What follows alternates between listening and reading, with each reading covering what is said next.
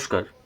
স্বামী বিবেকানন্দের রাজযোগের অন্তর্গত 5 প্রকার বৃত্তির প্রথম বৃত্তি প্রমাণ সম্পর্কে বিশেষ আলোচনা করব।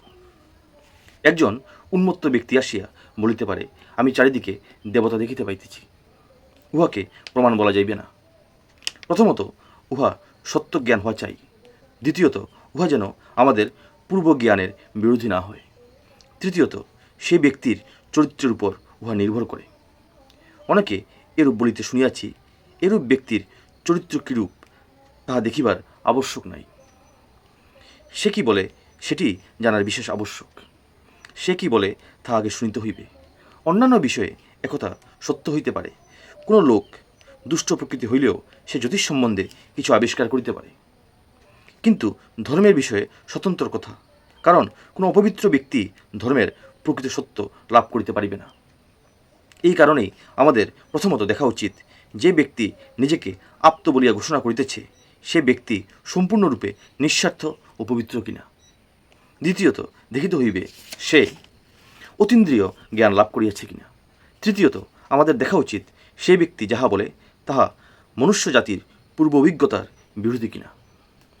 কোনো নূতন সত্য আবিষ্কার হইলে উহা পূর্বের কোনো সত্য লঙ্ঘন করে না, বরং পূর্ব সত্যের সহিত ঠিক খাপ খাইয়া যায়। চতুর্থত, অপরের পক্ষেও ওই সত্য প্রত্যক্ষ করা সম্ভব। যদি কোনো ব্যক্তি বলে, আমি এক অলৌকিক দৃশ্য দর্শন করিয়াছি, আর সঙ্গে সঙ্গে বলে যে তোমার উহা দেখিবার কোনো অধিকার নাই, আমি তাহার কথা বিশ্বাস করি না। প্রত্যেক ব্যক্তি নিজে দেখিতে পারে উহা সত্য কিনা। যিনি নিজের অর্জিত জ্ঞান বিক্রি করেন তিনি কখনোই আপ্ত নন। এই সকল পরীক্ষায় উত্তীর্ণ হওয়া আবশ্যক। প্রথমে দেখিতে হইবে সেই ব্যক্তি পবিত্র এবং তাহার কোনরূপ স্বার্থপূর্ণ উদ্দেশ্য নাই, তাহার লাভ অথবা যশের আকাঙ্ক্ষা নাই।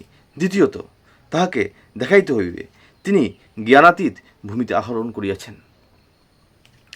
তাহার আমাদিগকে এমন কিছু দেওয়া আবশ্যক যাহা আমাদের ইন্দ্রিয় হইতে লাভ করিতে পারে না ও যাহা জগতের কল্যাণকর। তৃতীয়ত, দেখিতে হইবে যে উহা অন্যান্য সত্যের বিরোধী না। অন্যান্য বৈজ্ঞানিক সত্যের বিরোধী হইলে তৎক্ষণাৎ উহা পরিত্যাগ করো।